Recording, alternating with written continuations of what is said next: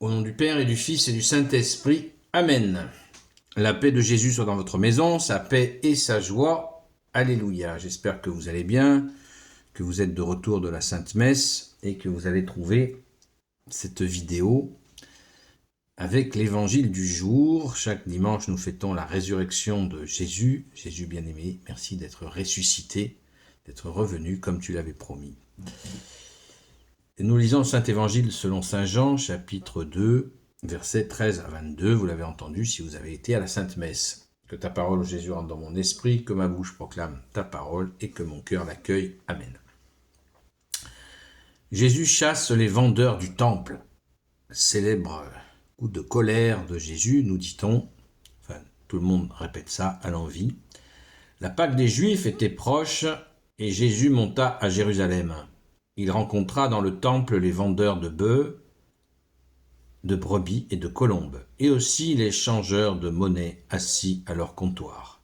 Alors il se fit un fouet avec des cordes, et il commença à les jeter tous hors du temple avec leurs bœufs et leurs brebis. Il renversa les tables des changeurs et fit rouler leur argent par terre. Puis il dit aux vendeurs de colombes, « Enlevez cela d'ici et ne faites pas de la maison de mon Père une maison de commerce. » Ses disciples se rappelèrent les paroles de l'Écriture, un amour jaloux pour ta maison me dévore. Les Juifs répliquèrent, de quel droit fais-tu cela? Quel signe nous montres-tu? Alors Jésus leur répondit, détruisez ce sanctuaire et en 3 jours je le relèverai. Les Juifs lui dirent, voilà 46 ans qu'on travaille à ce sanctuaire et toi tu le relèveras en 3 jours. Mais le sanctuaire dont Jésus parlait, c'était son propre corps.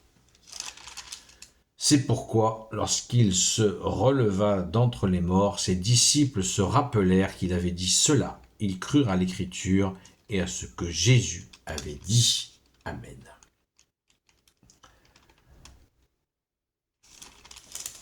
Donc,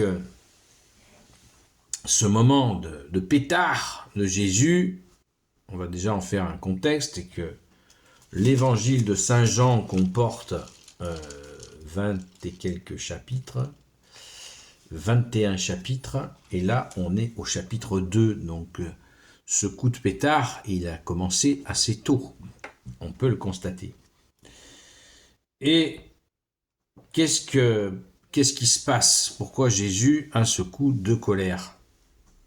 On revient toujours à la question donc du contexte dans lequel tu es arrivé, bien-aimé Jésus, c'est que la religion avait été dévoyée, détournée par des pratiques douteuses.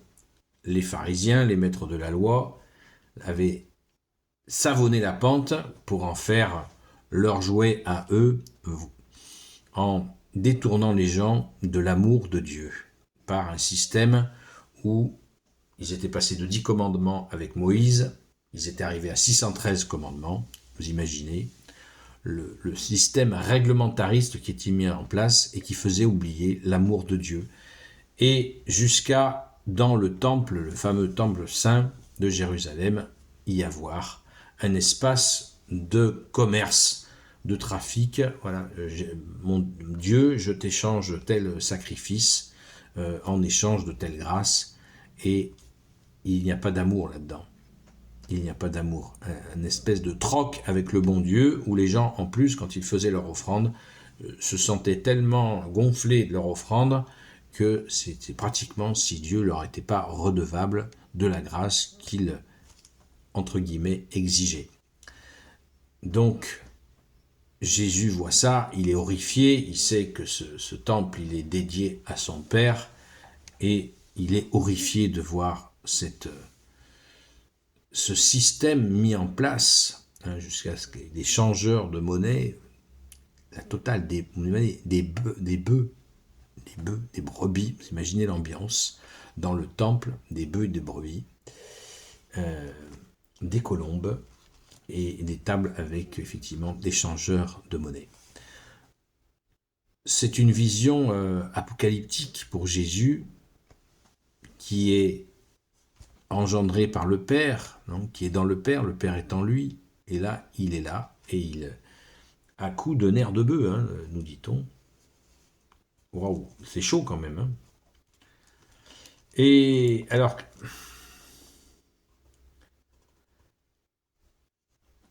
il se fit un fouet avec des cordes à les jeter dehors.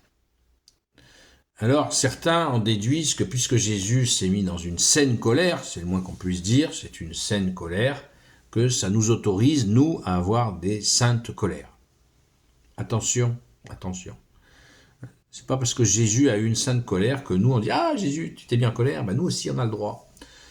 Nous, c'est bien qu'on se mette en colère, alors que Jésus nous dit dans son enseignement, nous dit « La colère, non. Ne vous mettez pas en colère. » Jésus nous interdit la colère dans ce qu'il nous enseigne dans une autre séquence d'évangile.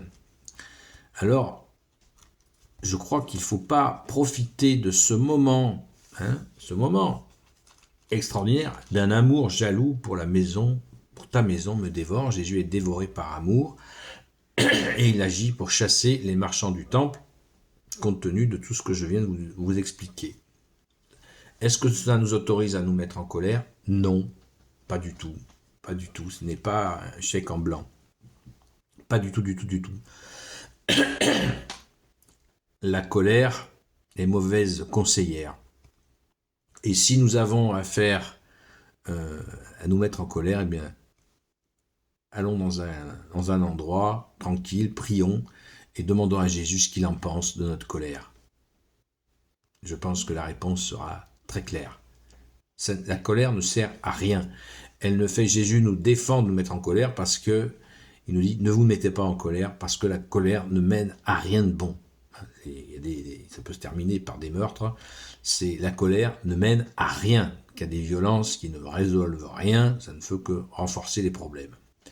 Donc, évitons de prendre pour acquis cette colère de Jésus pour la faire nôtre, pas du tout, pas du tout, du tout, du tout. Alors, ensuite, les Juifs répliquèrent, les Juifs qui sont les habitants de Judée, hein, c'est très important à relever. Juifs, ça veut dire les habitants de Judée. Jésus était galiléen, habitant de la Galilée. Ils sont hébreux, Jésus est hébreu. Ces gens qui étaient là, dits de Judée, étaient bien aussi des Hébreux. De quel droit fais-tu cela et quel signe nous montres-tu, dit les apostrophes Jésus, et il demande un miracle pour attester de l'autorité de Jésus. Ils veulent un miracle. Alors, Jésus immédiatement leur répond parce que Jésus connaît leurs intentions homicides à son égard. Et oui, quand ils ont vu Jésus agir ici, il sait bien que ça déclenche chez eux l'envie de le tuer. Et ils l'ont fait, on le sait. Ils se sont servis des Romains pour le faire, mais c'est eux qui sont les commanditaires, comme on dit. Ces religieux-là, hein, je n'ai pas dit que tous les habitants de Judée voulaient cela, mais les tenants de la religion, et notamment, vous savez que dans le temple, il y avait une police du temple, hein, qui était là, et qui était bien sûr aux ordres de ces mêmes religieux qui ont décidé de trucider Jésus. Et Jésus répondit, détruisez ce sanctuaire et en 3 jours je le relèverai. Immédiatement, voilà, Jésus leur annonce la couleur. Si vous m'assassinez, ça n'aura pas de prise. Je ressusciterai en 3 jours. L'annonce est faite. Et on y voit là, ça tombe pas dans l'oreille de sourds, pas d'un sourd, mais de plusieurs sourds, qui sont les apôtres qui sont avec Jésus et qui entendent ça. Et ils comprendront plus tard que Jésus avait prophétisé sa mise à mort par ces tenants de la religion de l'époque et sa résurrection. Alléluia, merci Jésus de t'être offert pour nous, merci Jésus pour ta résurrection que nous fêtons chaque dimanche à la Sainte Messe. Donc ce sanctuaire, on passe du sanctuaire, on est bien là, on a là la démonstration, l'écriture très clairement le dit, on passe du temple à Jésus. D'ailleurs ce temple il va être détruit en 71, Jésus l'a prophétisé dans l'évangile, et on passe de ce temple à Jésus qui est notre temple. Nous prions, nous passons par Jésus pour nous adresser au Père. C'est Jésus, nul ne va au Père sans passer par moi, nous dit Jésus. Jésus nous dit, vous ne pouvez rien faire sans moi. Ou Jésus à la Samaritaine dit, vient le temps et c'est maintenant où vous n'adorerez plus à Jérusalem au temple, mais en tout lieu, car mon Père cherche des adorateurs en esprit et en vérité. Et nous passons par le Messie unique du Père, qui est Jésus le Christ Jésus. Amen. Pourquoi les disciples donc se rappelèrent qu'il avait dit cela, ils crurent à l'Écriture, à ce que Jésus avait dit. Alors là, on est au début du chapitre, on est au début de l'évangile selon Saint Jean, et on sait que les apôtres vont oublier qu'ils ont cru, puisqu'ils n'ont pas cru à la résurrection. Personne n'y a cru, sauf notre Sainte Mère Marie. Amen. Merci à notre Sainte Mère d'avoir cru à la résurrection. Voilà, donc là on a un condensé de cet investissement de Jésus dans le temple pour mettre un terme à ce trafic. Car il s'agissait vraiment de ça, d'un trafic entre Dieu et les hommes pour rétablir l'amour de Dieu, l'accueil de l'amour de Dieu à l'image du premier miracle que Jésus a fait, qui est la transformation de l'eau en vin, qui veut dire le rétablissement de l'amour de Dieu, le vin symbolisant cet amour de Dieu pour l'humanité, qui est donc transféré par Jésus, non plus uniquement aux Hébreux, mais à l'humanité entière. Et les apôtres en sont les transmetteurs. Merci à eux. Alléluia. Gloire soit au Père et au Fils et au Saint-Esprit, maintenant et toujours et pour l'éternité. Amen. Ô Jésus, toi qui peux tout et qui portes tout, toi le Sauveur, toi l'Emmanuel, je te confie toutes celles et ceux qui regarderont cette vidéo, ainsi que leurs proches, selon ta seule volonté, ô Jésus. Sainte Marie, Reine des cieux, toi l'Immaculée Conception, toi qui écrases le serpent, toi qui as la lune sous tes pas, toi notre Mère, Notre-Dame, Saint Joseph, toi le juste et le saint, toi le sage, toi la terreur des démons, toi le saint gardien de la Sainte Église catholique et apostolique, Sainte Marie-Madeleine, notre chère Sainte Patronne, et vous, tous les saints et saintes, amis de toi Jésus, Saint Michel Archange, Saint Gabriel Archange, Saint Raphaël Archange, et vous tous les anges qui te servent au Jésus, je vous confie toutes celles et ceux qui regarderont cette vidéo, ainsi que leurs proches, selon ta seule volonté, ô Jésus. À ce soir, 20h, sur la chaîne Seul Jésus Sauve, sur TikTok. Bon dimanche, à très vite.